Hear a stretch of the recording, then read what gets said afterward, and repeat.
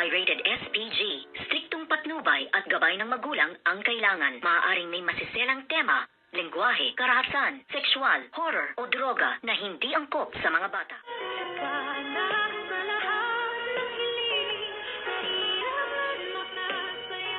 Good morning and welcome sa aking munting channel. Tuluyan lang ang sumabog ang yate na sinasakyan nga nila Miss Lynette Santos kasama ng kanilang mga kaibigan, at dito nga ang buong akala ng lahat ay patay na ang demonyitang si Moira dahil nga ikinulong ito nitong si Dr. Carlos Benitez sa isang box na ang buong akala nila ay wala na ito. Ngunit buhay pa pala ang demonyitang si Moira na talaga namang sinuswerte talaga siya, at nailigtas nga siya ni Dax kasama ng ibang kasamahan nito nga si Dax. At dito naman itong si Doktora Annalyn Santos at si Justine ay napunta sa isa sa mga maliit na isla na dinidiscover na maging resource, at dito napadpad din itong si Moira kasama ng kanyang mga tauhan, at ngayon ay hinahabol si Doktora Annalyn Santos ng tauhan nga ni Moira, at sinabi nga niyang patayin ang dalawang bata. At dito nga ay inabutan nga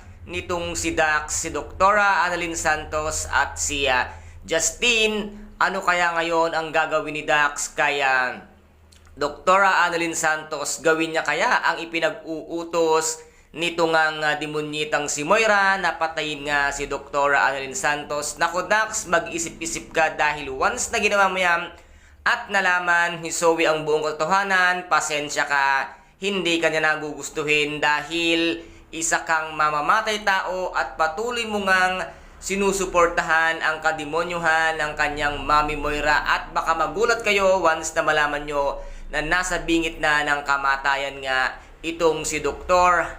Zoe Tanyag, na ngayon nga ay critical ang kanyang kondisyon. At dito naman ay nakaligtas nga itong si Miss Lynette at itong si Miss Giselle kasama nga nila Doc Ray, Doc Lindon, Doc Katie, at silang lahat nga ay halos nakaligtas nga sa pagsabog nga ng yate na ginawa nitong demonyitang si Moira. And guys, ito po ang ating pakaabangan dito nga sa Abot Kamay, na kung saan ay napaka-intense at kapanapanabik ang bawat eksena. At kung nagustuhan po ninyo ang aking videos for today, paki-subscribe na lamang po ng aking channel, paki-like and share para maging update kayo sa lahat ng gagawin kong videos.